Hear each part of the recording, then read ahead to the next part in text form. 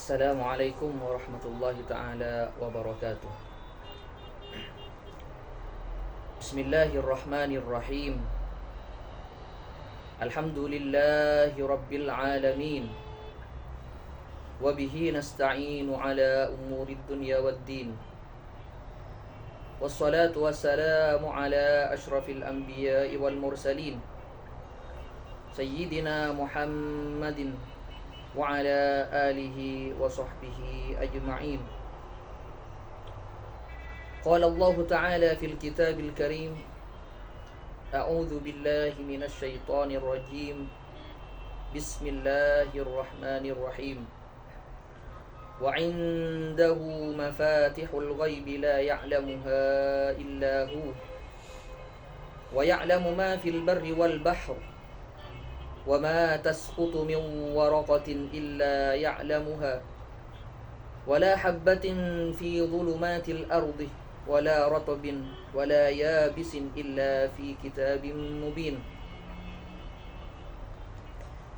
اللهم علمنا ما ينفعنا وانفعنا بما علمتنا وزدنا علما اللهم أخرجنا من ظلمات الوهم وأكرمنا بنور الفهم وافتح علينا بمعرفة العلم وحسن أخلاقنا بالحلم واجعلنا ممن يستمعون القول فيتبعون أحسنه اللهم آمين آمين يا رب العالمين.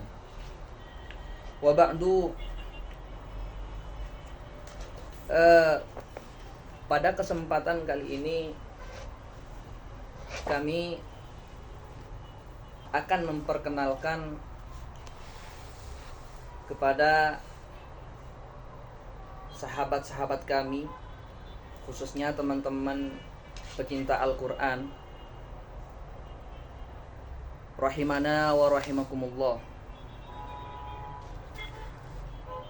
Begitu juga dalam kesempatan kali ini kami ada niat untuk memperkenalkan sebuah metode atau katakanlah sebuah daurah yang mana dengan daurah tersebut insya Allah atas izin Allah sahabat-sahabat kita khususnya yang pecinta Al-Quran semua akan diberikan kepahaman, semua akan diberikan kemudahan baik di dalam menghafal Al-Quran ataupun baik di dalam membaca Al-Quran atau tahsin Al-Quran dengan sebaik-baik bacaan, dengan membaca yang penuh dengan hukum-hukum tajwidnya, seperti yang teman-teman semua sudah ketahui bahwa membaca Al-Quran itu hukumnya wajib dengan membaca tajwidnya. Seperti yang Allah Ta'ala firmankan di dalam kitabnya, warattilil Qur'ana tartila. Ada sebagian ulama yang menafsirkan bahwa kalimat tartila itu mengambil hukum, mengambil istinbatul hukum dengan wajibnya membaca Al-Quran dengan tajwidnya. Maka dengan ini kami di sini ingin memperkenalkan terhadap sahabat-sahabat kita dengan metode yang akan kita bahas ini. Nama metodenya yaitu Fathur Rahman, atau nama kitabnya Fathur Rahman fi ta'limi kalimatil Quran. Dan ini tentunya ada beberapa faidah yang akan kita sebutkan. Setiap kita ingin belajar pada suatu ilmu, ketika kita ingin belajar pada suatu ilmu apapun itu, maka tidak terlepas dari semua itu kita harus mengetahui faidah dari ilmu yang akan kita pelajari tersebut. Baik faidahnya itu hanya terkeringkas dalam satu faidah, atau faidahnya bisa beribu-ribu faidah. Yang terpenting di situ, setiap kita ingin melakukan apapun, khususnya untuk dalam pencarian ilmu, itu kita harus mengetahui apa faidahnya di dalam ilmu yang akan kita bahas. Tentunya di dalam daurah ini atau dalam metode ini ada banyak faidah yang mana teman-teman semua nanti akan mengetahui faidah tersendiri di dalam daurah tersebut ketika nanti kita belajar di pertengahan kalimat, di pertengahan daurah. Teman-teman akan rasakan betapa banyak dari faidah yang akan kita bahas ini. Cuman dengan itu semua, saya ingin memperkenalkan ada beberapa faidah, walaupun itu tidak akan saya sebutkan semuanya. Ingin memperkenalkan faidah bahwa metode ini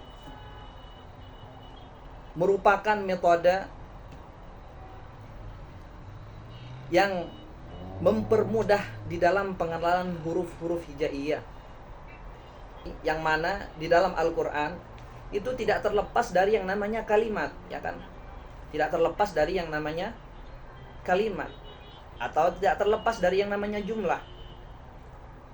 Karena di dalam Al-Quran itu kumpulan dari beberapa surat, dan dalam setiap surat itu kumpulan dari beberapa ayat, dan dalam beberapa ayat itu perkumpulan dari setiap jumlah, dan dalam jumlah itu perkumpulan dari setiap kalimat, dan dalam kalimat itu perkumpulan dari setiap huruf.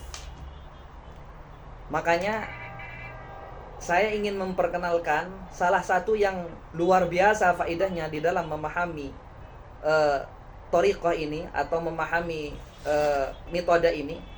Itu kita ingin menjelaskan, ya, ingin memperkenalkan huruf hijaiyah, yang mana huruf hijaiyah tersebut terbentuk atau terdiri dari induk dalam mengetahui seluruh bacaan Al-Quran. Maka dengan itu, yang pertama faidah itu atau faidahnya metode kita akan belajar ini, yaitu mengenal huruf hijaiyah dengan makharij dan sifatnya. Jadi faedahnya ini adalah mengenal dengan makharijul huruf dan sifatnya. Kemudian teman-teman semua, setelah kita mengetahui makharijul huruf atau setelah kita mengenal huruf dari huruf hijaiyah dengan makharijul huruf dan sifatnya, ya, dengan makharijul huruf dan sifatnya, di situ kita akan mengetahui cara mentahaji dari setiap huruf. Kalau ditanya bagaimana Ustaz cara mentahaji huruf tersebut, apa sih yang dinamakan tahaji itu? Yang dinamakan tahaji di sini artinya mengeja huruf atau mengeja kalimat dari setiap huruf ke huruf. Menyambung, bukan menyambung kalimat, akan tetapi menyambung huruf ke huruf. Sehingga inilah yang menjadi keistimewaan dalam metode ini, dalam menyambung huruf ke huruf. Dan di situ ketika ada satu huruf disambung dengan huruf yang setelahnya, di situ pasti akan diketahui dari hukum-hukum tajwidnya. Oh, ini adalah hukum nun sukun. Kemudian setelahnya ada huruf ini. Hukumnya apa? Kemudian di sini ada panjang, ada huruf mad. Ada huruf mad. Kemudian setelahnya ada sebab, maka dikatakan mad apa? Nah, disitulah nanti kita akan memahami, hukum tajwid dari setiap kalimat yang ada di dalam Al-Quran dengan cara bentuk tahaji. Itu yang kedua. Kemudian yang ketiga, faidahnya kita mempelajari metode Fathur Rahman ini, ya. Metode Fathur Rahman, ya, itu tidak hanya sebatas bagaimana kita belajar, teman-teman semua, ya.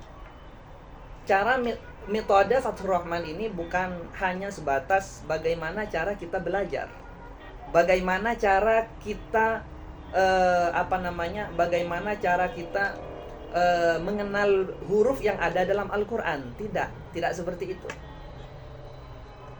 Jadi yang juga menjadi keistimewaan di dalam thariqah ini kita belajar bukan hanya sebatas belajar, teman-teman. Akan tetapi di samping kita belajar, di situ juga belajar bagaimana caranya kita mengajar. Disinilah keistimewaannya Fathur Rahman. Ya. Jadi di sini bukan hanya bukan hanya sebatas cara bagaimana kita belajar dan bagaimana kita mengenal huruf. Akan tetapi bagaimana caranya kita mengajar kepada pecinta Al-Quran, baik itu dari kalangan dewasa ataupun kalangan anak kecil yang masih tidak mengenal huruf. Itu sangat mudah sekali di dalam mengenal huruf hijaiyahnya. Jadi selain kita belajar mengenal huruf dan mengenal hukum yang ada di dalam kalimat, di situ juga kita belajar bagaimana cara kita mengajar. Itulah Fathur Rahman ini membangun seorang guru yang betul-betul di situ mempunyai makna di dalam hakikat seorang ustadz, seorang guru. Ada salah satu masyayikh di Azhar, beliau sempat mengatakan seperti ini,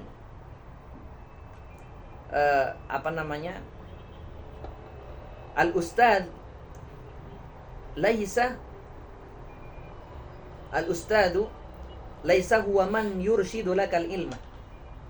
Artinya apa? Artinya ustadz itu bukanlah orang yang memberikan jalan atau yang mengajarkan engkau pada suatu ilmu. Bukan. Tapi hakikatnya ustadz itu adalah orang yang bisa mengajar, orang yang bisa mengajar dan bagaimana dia akan menjadi seorang ustadz, bagaimana dia akan menjadi seorang guru. Jadi hakikatnya seorang guru itu bukanlah dia yang bisa mempelajari ilmu, karena orang yang mengajarkan ilmu, hakikatnya seorang guru itu bukanlah dia yang mampu mengajarkan ilmu pada seseorang. Karena ketika dia mampu mengajarkan ilmu pada seseorang, maka itu termasuk sebuah kewajiban. Kewajiban bagi kita. Kita mempunyai ilmu, wajib kita ajarkan kepada yang lain. Akan tetapi hakikatnya guru itu adalah bagaimana dia mengajarkan orang lain untuk menjadi generasi guru. Itulah hakikatnya ilmu. Nah, begitu juga di dalam mizah atau keistimewaannya mempelajari metode Nurul Bayan ini kita tidak hanya sebatas belajar sendiri, tapi belajar bagaimana mengajar kepada orang lain, seperti itu. Oke, jadi itu saja yang dapat saya simpulkan dari seluruh beberapa faidah, ya, yang tentunya nanti kalian atau teman-teman semua akan ketahui sendiri ketika kita sudah mulai daurah ini, ya. Nanti akan mengetahui betapa banyaknya faidah-faidah yang akan kita dapat dari metode ini. Oke. Kemudian sekarang kita lanjut di dalam pengenalan huruf hijaiyah, ya. Di dalam pengenalan huruf hijaiyah di sini, tentunya teman-teman sebelumnya ada yang teman-teman semua pasti sudah tahu, artinya pasti sudah mengenal huruf hijaiyah itu seperti apa. Huruf hijaiyah seperti apa. Cuman di sini saya ingin takkidkan kembali, ya. Bagaimana cara kita untuk mengenal huruf hijaiyah dengan metode Nurul Bayan atau dengan metode Fathur Rahman ini. Ini teman-teman ya, eh, yang seperti kalian saksikan semua. Sekarang ada huruf hijaiyah yang sudah ada di depan kita semua ya. Itu bentuk huruf al-hija, yaitu huruf hijaiyah yang sudah tentunya kita sudah banyak mengetahui itu. Tapi yang terpenting sekarang ini bagaimana kita membaca atau mengenal huruf hijaiyah tersebut ya, dengan pas pengucapannya, dan begitu juga pas dalam makharij dan sifatnya maksudnya. Oke. Kita lanjut saja ya. Bagaimana cara membaca huruful hija di sini? Seperti yang teman-teman ketahui semua. Itu tentunya setiap huruf sudah kalian kenal semua. Ada huruf alif, kemudian hamzah, kemudian ba ya. Di situ sebelum kita mengenal membaca huruf hijaiyah, di situ ada beberapa warna ya. Ada beberapa warna yang tentunya di situ ada warna biru, kemudian ada warna kuning, kemudian begitu juga ada warna merah ya, walaupun bentuknya pink seperti itu tapi yang penjelasannya itu merah ya. Kemudian ada huruf yang dia itu mempunyai dua warna, yaitu antara huruf warna biru dengan warna kuning. Nah, dari setiap warna yang disebutkan itu, itu penjelasannya sudah disebutkan di bawah ya, bahwa disebutkan di bawah yang warna biru itu dikatakan huruf al-lathawiyah. Huruf apa? Al-lathawiyah.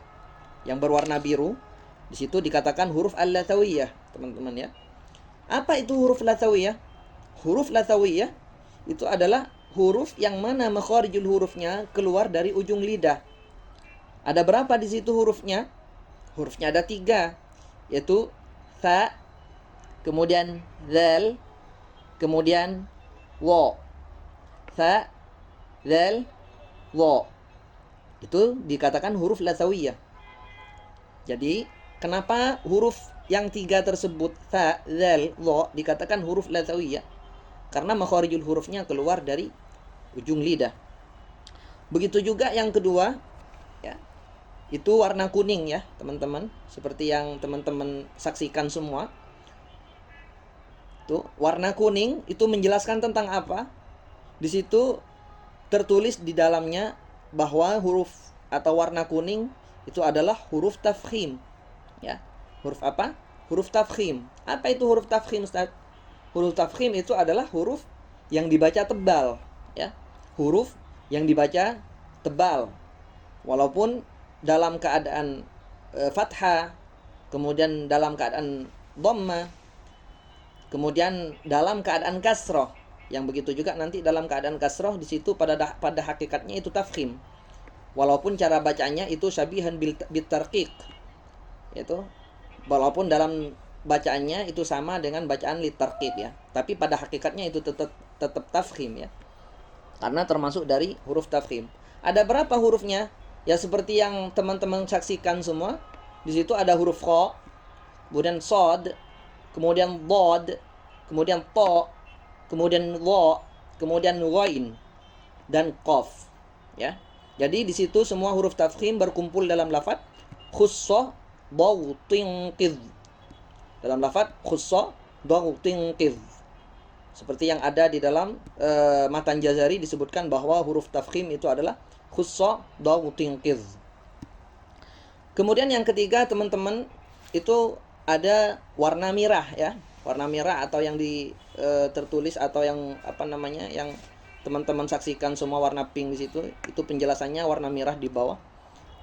Menjelaskan tentang apa? Bahwa huruf yang berwarna merah tersebut itu adalah huruf tadwir bainat tafkhim wa tarqiq. Huruf apa teman-teman? Tadwir bainat tafkhim wa tarqiq. Apa itu tadwir, Ustaz? Tadwir baina tafkhim wa tarqiq. Tadwir baina tafkhim wa tarqiq itu adalah huruf yang dimana dia terkadang dibaca dalam keadaan tebal, tafkhim, dan huruf terkadang dibaca tarqiq. Maka dia itu dikatakan huruf yang multifungsi antara tafkhim sama tarqiq. Ya. Terkadang huruf tersebut dibaca tafkhim dan terkadang huruf tersebut dibaca tarqiq. Itu adalah tadwir baina tafkhim wa tarqiq. Kemudian yang ketiga, nah bentuk hurufnya apa saja yang boleh dibaca tafkhim dan tarqiq? Itu ada dua ya, yang seperti teman-teman saksikan itu ada huruf alif sama huruf ro ya. Huruf alif sama ro. Alif dan ro itu bisa masuk kepada tafkhim dan begitu juga bisa masuk kepada tarqiq. Pertanyaannya, kapan alif dibaca tafkhim? Alif dibaca tafkhim ya. Huruf alif dibaca tafkhim ketika terletak setelah huruf tafkhim. Maka alif, perlu diketahui teman-teman bahwa alif itu selamanya di dalam bahasa Arab tidak menerima harokat. Jadi alif selamanya sukun. Jikalau teman-teman menemukan kalimat yang terdiri dari alif dan menerima harokat, itu maka pada sejatinya bukan alif yang menerima harokat, kan tetapi hamzah ya. Alif selamanya tidak menerima harokat. Jadi alif dibaca tafkhim ketika terletak setelah huruf tafkhim, dan begitu juga alif dibaca tarqiq ketika terletak setelah huruf tarqiq. Itu. Kemudian yang kedua, ro. Kapan ro dibaca tafkhim dan kapan dibaca tarqiq? Ro dibaca tafkhim ketika terletak ketika berharokat fathah ataupun dhammah. Ro dibaca tafkhim ketika berharakat fathah ataupun berharakat dhammah. Atau ro terletak setelah huruf yang berharakat fathah atau ro sukun yang terletak setelah huruf yang berharakat fathah atau huruf yang berharakat dhammah. Adapun ro sukun atau ro berharakat kasroh, maka di situ ro cara membacanya itu adalah huruf tarqiq. Artinya dibaca tipis. Begitu juga ro sukun yang didahului oleh harakat kasroh. Kemudian huruf yang terakhir atau warna yang terakhir, itu ada satu huruf yang dia mempunyai dua warna. Huruf apa? Yaitu huruf dha. Huruf dha nih teman-teman ya, selain dia terdiri dari huruf tafkhim seperti yang kita sebutkan tadi, khususnya itu juga masuk kepada huruf al-lathawiyah. Huruf tafkhim yang makharijul hurufnya keluar dari ujung lisan, maka dikatakan huruf al-lathawiyah wa mufakham. Itu. Jadi dikatakan huruf lathawiyah dan huruf yang tafkhim. Nah, itu sudah semua saya jelaskan tentang huruf-huruf dengan warnanya. Sekarang kita praktek bagaimana cara pengucapan di dalam setiap huruf hijaiyah ini. Dan tentunya teman-teman ini perlu diketahui dari awal bahwa faidah di dalam belajar metode Fathur Rahman itu bukan hanya semata-mata bagaimana kita belajar, akan tetapi bagaimana kita mengajar. Itu yang perlu diketahui. Jadi ketika kalian atau teman-teman semua belajar praktek bagaimana cara membaca, begitu juga teman-teman gambarkan atau bayangkan bagaimana teman-teman mempraktekkan kepada murid-murid teman-teman semua. Oke, kita sekarang baca dari yang pertama, yaitu huruf alif. Alif, di situ ada huruf, kemudian ada lafadz yang disebutkan di dalamnya, ya kan? Itu di situ ada bentuk hurufnya, kemudian di bawahnya itu tertulis lafadz, yaitu berbentuk alif. Bagaimana cara penulisan alif secara lafadznya? Ya. Maka cara penulisan alif dari bentuk lafadznya seperti yang ada di bawahnya tersebut, yaitu kata alif.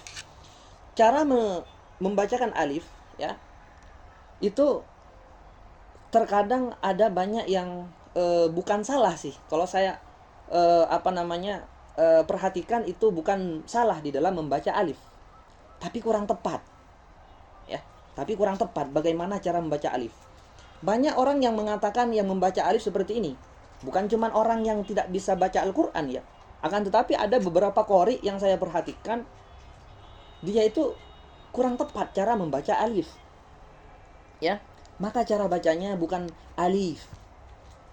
Bukan alif. Kalau dibaca alif, maka cara penulisannya di situ ada ya setelah lam. Karena posisinya lam dibaca panjang, alif. Perlu teman-teman ketahui bahwa makna dari alif di dalam bahasa Arab itu adalah berputar. Sedangkan ini bukan bermaksud, alif di sini bukan bermaksud berputar, tapi ingin mengucapkan huruf. Maka yang benar di situ cara bacanya alif. Alif. Alif. Ustaz, di mana pengaruhnya kita membaca ini? Pengaruhnya kita membaca ini nanti pada huruful muqatta'ah. Ya. Huruful muqatta'ah atau yang dikatakan pada huruf yang terletak pada fawatihus suwar. Seperti kata alif lam mim, itu semuanya. Kemudian alif lam ra, kemudian alif lam mim shad, itu semuanya. Disitulah nanti pengaruhnya bagaimana cara kita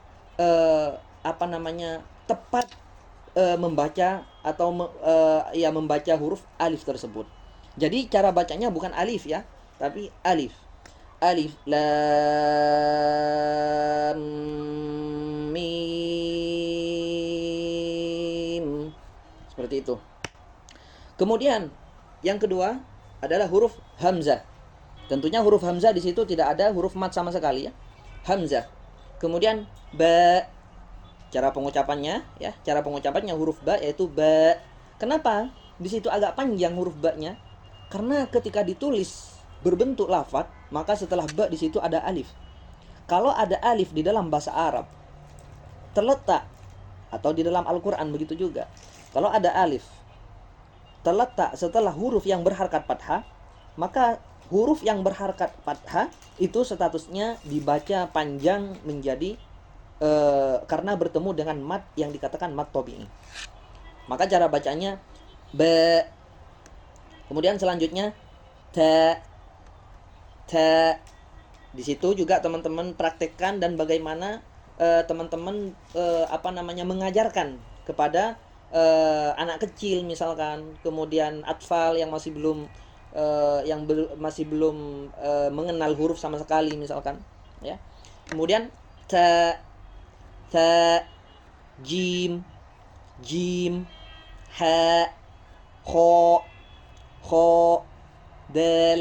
Perlu diketahui juga, sebelum saya lanjut atau sebelum saya melengkapi ini, perlu diketahui jangan sampai teman-teman ketika ingin ketika ingin mempraktekkan huruf atau ingin membaca huruf, jangan sampai sekali membaca ad. Misalkan membaca huruf kho, lalu disebutkan hurufnya dengan lafaz lain sebelumnya, yaitu kalimat atau ad atau itu tidak boleh, teman-teman, ya, kecuali terdiri dari huruf yang sukun. Maka cara bacanya bukan ad-dal. Enggak, bukan seperti itu. Tapi dal, ya. Dal, bukan ad-dal. Yang banyak kita kurang tepat cara mengenal huruf hijaiyah kan seperti itu. Ad-dal, seperti itu kan. Tapi yang tepat di situ bukan ad-dal, tapi dal. Dal, tidak ada kalimat ad-nya. Dal. Kemudian zal, ro. Di situ huruf ro berharkat fathah tentunya, maka dibaca tafkhim karena ro statusnya huruf yang bisa dibaca tafkhim dan dibaca tarqiq, ya.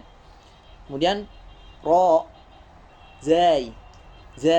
Nah, ini sebenarnya perbedaan perbedaan ucapan, beda di dalam pengucapan antara zai yang banyak kita kenal di Indonesia kan biasanya menggunakan za. Tapi di dalam metode ini cara pengucapannya bukan za tapi zai, ya. Zai, sin, shin, sod. Di situ di akhirnya terdiri dari dal yang sukun. Dal yang sukun nanti masuk kepada huruf qalqalah ya.